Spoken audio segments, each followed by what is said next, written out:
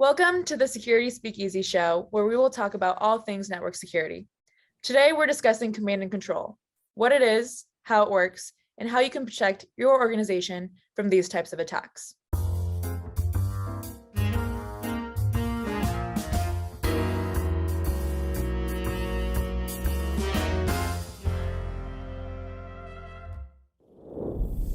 My name is Melody Nouriwa, Product Marketing Specialist at Palo Alto Networks.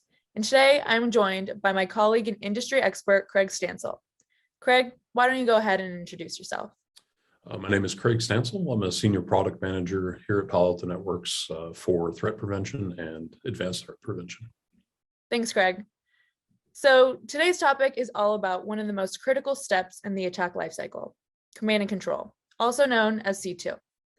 With malicious and advanced attacks on the rise, it is important to have an understanding of how command and control works, what attackers can accomplish through C2, and how organizations can protect themselves. Craig, could you please get us started by explaining what command and control is? Sure. So to provide some context, and you kind of hit the nail on the head, a successful attack is not a single monolithic event, right? There's a series of things that the attacker has to accomplish in order for their attack to be successful. And sort of the tail end, one of the last activities there is command and control. And command and control essentially is when, the compromised host or whatever endpoint that the attacker was able to compromise attempts to reach back out to their infrastructure. And they can do that for a number of different reasons. So why is disrupting command and control so important? Oh, it's incredibly important. So,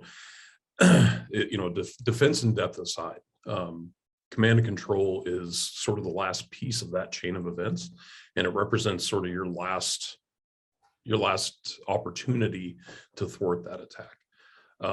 It's very important because that channel, that command and control channel, is how an attacker sends instructions, back to the malware that's on the compromised endpoint. It can also be how they exfiltrate your data. So if I were to successfully compromise you, that command and control channel is how I would steal your, list of credit card numbers or social security numbers or whatever that case is.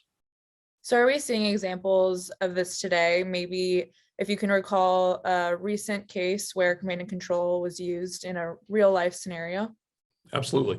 So a good example that probably everybody is painfully aware of happened at sort of the beginning of this year with the Log4j vulnerability. Log4j is a vulnerability. It's actually, that occurs earlier in the attack lifecycle. But how an adversary would use that is they would use that Log4j vulnerability to compromise an end host, download a secondary payload, and then establish that command and control out. And we saw that repeatedly in cases where, that attack was successful. Great. Thanks so much for sharing that example.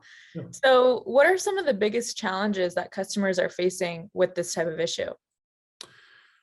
Basically, the big challenge is, just the evolving tools and threat landscape. So traditionally, you could detect and block command and control using like a traditional IPS signature-based approach. There's a couple of big problems with that, though. The first is that somebody somewhere has to be compromised. They have to realize they've been compromised and they have to capture that traffic. Only then can you write a signature to detect it. And that's not vendor specific, right? That gap exists regardless of who's writing that signature, whether it's Palo Alto Networks or whether you're writing it yourself using, Snort or Certicata. So that's a pretty big, security gap. Somebody has to have suffered in order for you to gain that protection. The other piece is over the last few years, there's been a proliferation of tools that were specifically built to evade traditional IPS, signature-based approach detection and prevention. Tools like Cobalt Strike, for example. And these tools were originally written for legitimate uses, right? These are for originally intended for teams to use to test their own security stack. But as it happens, right, these tools fall into the hands of nefarious actors or bad actors.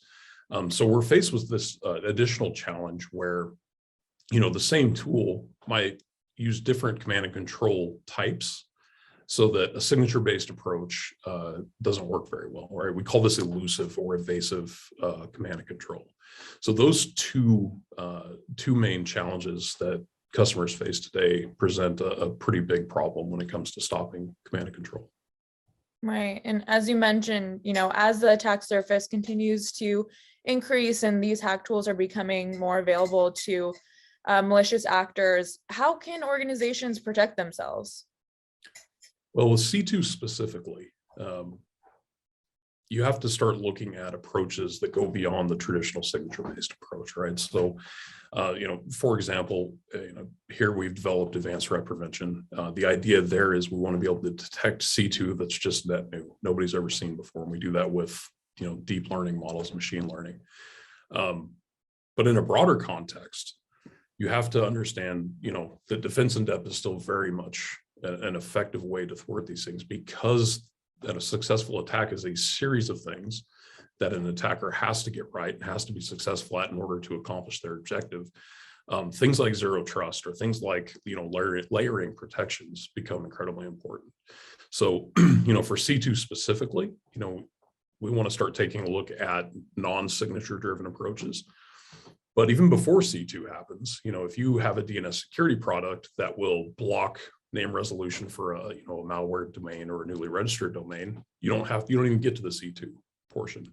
And if you work backwards, those products or those functions can progressively stop attacks at earlier and earlier stages. So, pre-DNS even, if your gateway AV blocks the download of the malware, then you've successfully thwarted that attack. If the download goes through, if your endpoint prevents execution of that malware, you never get to the point where it tries to reach out. And you can kind of follow that chain all the way back through the initial, exploit that's used to gain access to the system. Right. So you could say that command and control is your last opportunity to really stop that attack before something bad happens, like data exfiltration or ransomware. It really is. And the advantage there, it's a matter of timeliness. So even if every single step along the way the attacker is successful, if you manage to stop that C2 channel, then it's essentially been all for naught. I mean, not necessarily. There's some lateral movement and stuff they can do within your network. But from a data exfiltration perspective, the command and control perspective, you've been able to sort of chop it off right there at the end. Great. Well, thanks so much, Craig, for joining us at Security Speakeasy to talk about command and control and how organizations can protect themselves against these attacks. If you liked today's episode, hit the like button, subscribe, and leave a comment below. To learn more about advanced threat prevention, visit paloaltonetworks.com. Thanks so much for tuning in, and see you in the next episode.